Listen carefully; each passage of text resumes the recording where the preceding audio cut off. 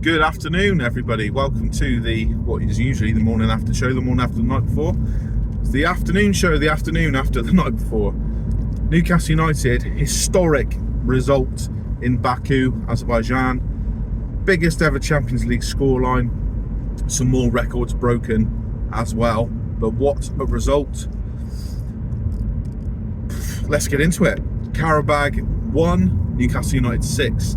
Now, I didn't watch the game. I was at work.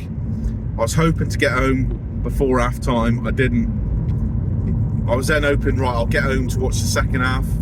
That came and went. I thought, right, I'll get home and watch the last 10-15. I walked in the door and saw Shay Given and Steve McManaman in the panel with the presenter. I was like, missed it. However, excuse me, credible sources have told me what happened. Highlights have been viewed. Extended highlights have been viewed, etc, etc. So, what a performance. We'll get on to actually, let's get the negatives out of the way. Okay, the only real negative I can see is that Malik Chow got booked. That leaves us very light in the return leg. So as far as I understand, because I can remember controversy about Xabi Alonso and Sergio Ramos picking up yellows to clear them for the next round back when they were playing together for Real Madrid under Mourinho. So as far as I'm concerned, Malik Chow cannot play the second leg, but he will have a clean slate then going into the next round, which I think we can safely say without accusations of arrogance that we are through, pretty much. It will take the most colossal self-destruction and cock-up to allow Qarabag back into the tie now, but leaves us a little bit light for the second leg. Sven Botman, we don't really know what his fitness status is. Obviously played against Spurs and then just wasn't in the team against Villa. I assumed when the team against Villa was announced that just managing minutes, because obviously he's been in and out with injury, thought, right, this is a cup game, very important cup game, but we'll go with Chow and Byrne.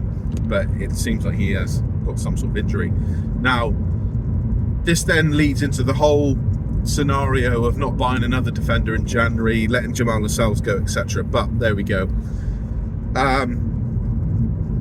It's going to have to be Dan Byrne. All depends. Lewis Miley showed in the Leeds game he can do a job at centre half, but we shall see. Anyway, Qarabag were rubbish, weren't they? That first half in particular, they were abysmal.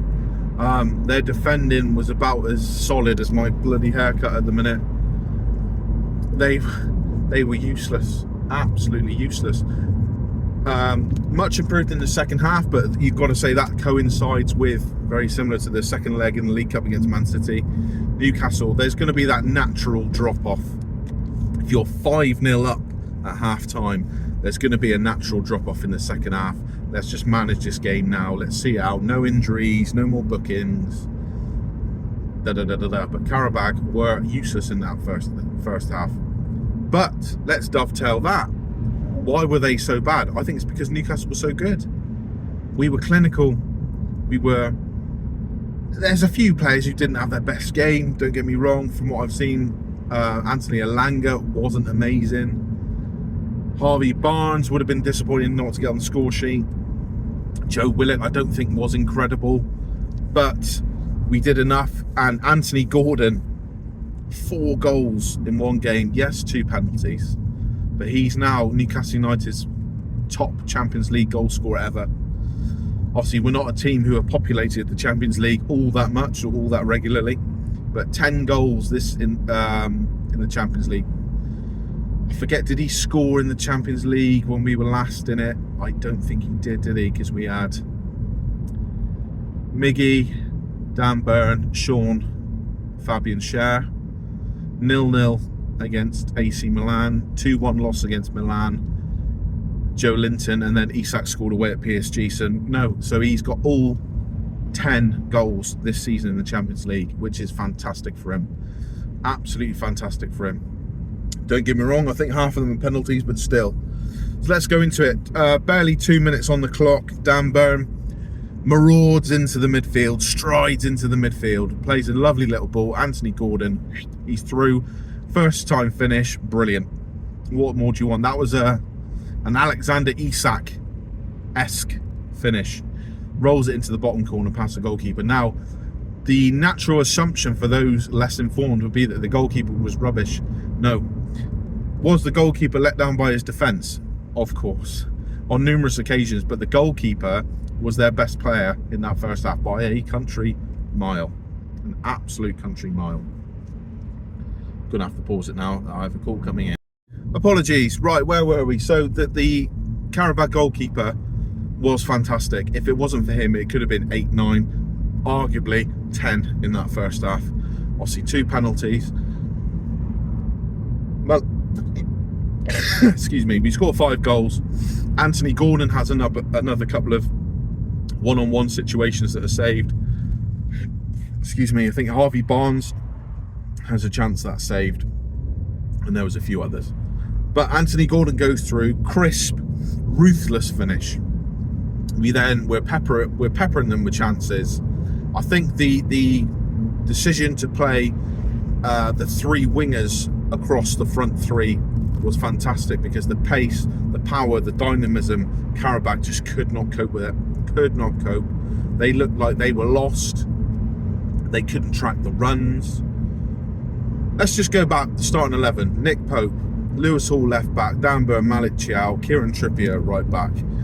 It was almost like a 4-2-3-1 with Willock and Tonali in the midfield. That, to me, showed confidence, because obviously you have Sandro Tonali, who's a holding midfield player at his best, but Willock is more of a runner. And I thought, right, obviously in the days of 4-4-2, that was a common occurrence. You'd have one would sit, one would go. But I thought, oh, this is going to be interesting. Nick Voltemade in the 10, and then the 3 up front, Alanga off the right, Harvey Barnes off the left, and Anthony Gordon through the middle. Then comes our second goal. Great crossing, Malik Chiao, perfect header. That is a textbook header into the bottom corner, headed it back the way it came. There's nothing the goalkeeper can do. Not a thing the goalkeeper can do. Then we have a penalty. Anthony Gordon, I think is it Anthony Gordon? No, it was a debatable penalty, handball. I think Harvey Barnes hit a shot. The defender was falling, it caught his trailing arm. I would feel very aggrieved if I was a Qarabag fan. If that happened to us, I would be annoyed, very annoyed, but it's the rules. Anthony Gordon sweeps it in. I think the goalkeeper got a touch to it. It's into like the bottom left-hand corner or the left-hand side of the goal. Then very soon afterwards, Anthony Gordon's played through, and I love this goal. This is my favourite goal of the 6, because it shows confidence. I don't think there's a finish that shows more confidence from a striker or whoever it may be than to go round the goalkeeper. It's just so confident. I love it when Raul used to do it quite often at Real Madrid back in the days. Obviously different strikers have different attributes, different skills, different sort of trademark shots. Shearer was smash it with venomous power and accuracy. Thierry Henry had that little one off the left, sort of bending it. Andy Carroll was prolific with headers. Ruud van Nistelrooy was a great sort of first time finisher. But to go around the goalkeeper, I think is excellent, and that is Anthony Gordon's hat-trick goal. Then we have, that's 4-0. We have another penalty. Anthony Gordon gets taken out. Not a dive. The goalkeeper got more of him than the ball, and it is a definite pen, but he does fall. He falls in a manner which lets the goalkeeper know it's a penalty. Let's put it that way. Then there's a bit of a conflab. A lot of people are making a lot of this online. I quite like to see it. Because I was driving back then from where I was working and getting updates from a mate, and I straight away thought, oh, you know, when I saw that Gordon took it and scored, brilliant. But I thought, why is he he's already got his hat-trick, he's taken 1 penalty, he's chasing records, as we've seen. Newcastle's top goal scorer ever in the Champions League. But I thought, come on, let Voltemade take it, or Harvey Barnes hasn't scored for a bit, or Anthony Elanga, or, you know, someone else, you know, but he takes it, squares it away. Now, there was a little bit of a conflict between him and Kieran Trippier. I think Kieran Trippier is thinking along the same lines I was, but I don't mind that, because you need that little bit. Obviously, if they start squaring up like Prime, Dyer and Bowyer, you got problems. But I thought you need a little bit of edge, and you want your players to challenge each other. Dan Burn comes over, mediator. Anthony Gordon wants to chase the records. Anthony Gordon squares it away. Now, if Anthony Gordon had missed, I imagine Kieran Trippier is going to give him the most almighty bollocking, but he doesn't miss. We go into half-time 5-0 up. Second half, Qarabag are much improved now. Much improved. They score a goal. I think that I got some kids in the way on my driveway. Please move. I think Nick Pope should save it, but he doesn't. And then Jacob Murphy gets a late goal, deflection. Trademark Jacob Murphy sort of movement. Coming in off the right wing onto his left foot as a pop. Bang. Goal. Deflection, but that's fine. Jacob Murphy's first ever Champions League goal. Overall, cracking result. Exactly the result and sort of performance we wanted. No injuries. We can go back to St James's Park now, play some of the fringe players, relax a little bit. Obviously take the game seriously, but try and manage the squad a bit more now. Right, that is it. Quick video today.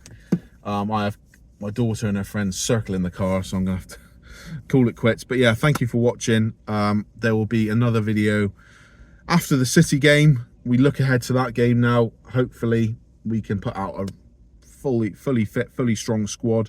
Hopefully there's Joe Linton was back last night. Great to see him back.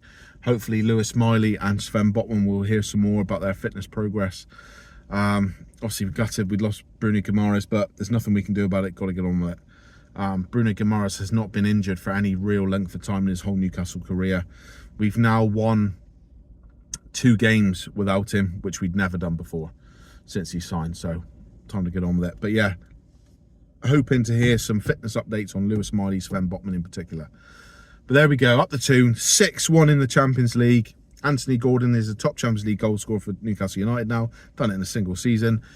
Top appearance maker for Newcastle United, 15 I believe. The new format has helped that. But yeah, what a night, what a win. Are we getting carried away? No, but it's job done, isn't it? You can only beat what's put in front of you, and Qarabag could not handle the pace and power of the Toon last night. Great to see.